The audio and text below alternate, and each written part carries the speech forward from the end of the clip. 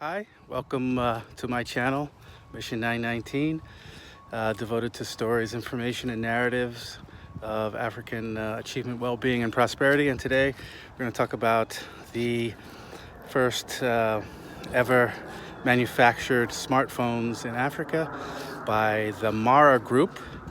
They opened their first manufacturing plant in Kigali, Rwanda, on October 7th, a few weeks ago. And then they opened the second one a couple weeks later in Durban, South Africa. In Kigali, they have a capacity of producing, I think, 10,000 phones per day. This marks a milestone in terms of industrialization and high-tech manufacturing on the continent.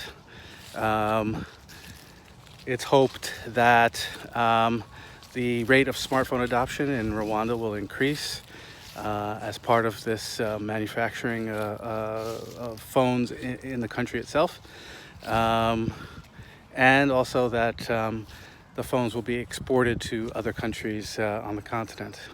I think the same is true of the plant in South Africa.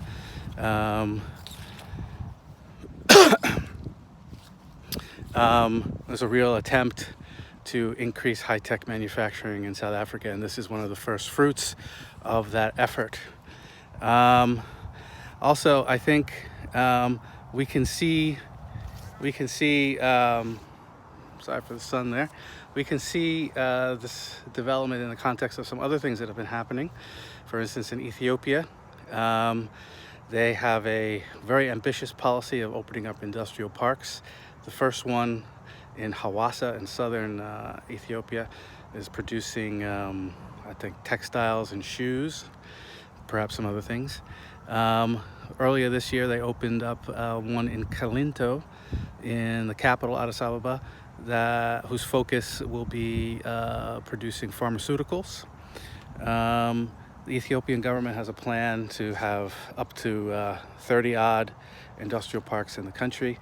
They're really putting a focus on industrialization as a way to spur growth in the economy as a whole. We also have in Ethiopia the Renaissance Dam, which will massively increase the power generating capacity in the country, also aiding industrialization and spurring the growth of the economy. All of this is in the context of the African Continental Free Trade Agreement, which has come into effect, legal effect, and hopefully we'll see, in the coming years, beneficial aspects to reducing tariffs and other barriers to trade within the continent. And this is part of a story that goes beyond even these few examples.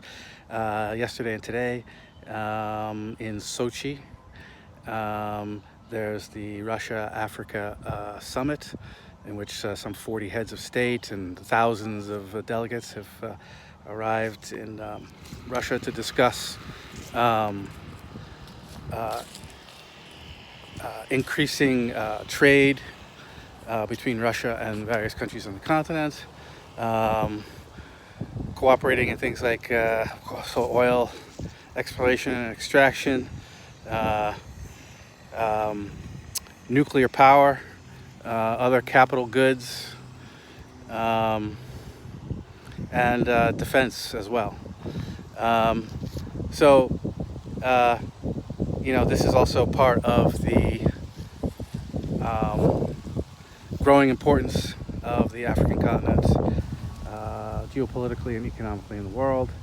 And while, of course, we must maintain I would say, a militant neutrality about all of these trade possibilities, so that the interests of Africa always come first. But when we see Chinese investment, Russian interest, and probably growing investment by Turkey, investment by India, and then of course the Western countries If Africa plays its cards correctly, then this interest can be parlayed into win-win economic agreements and win-win economic effects for the continent as a whole. I would just say that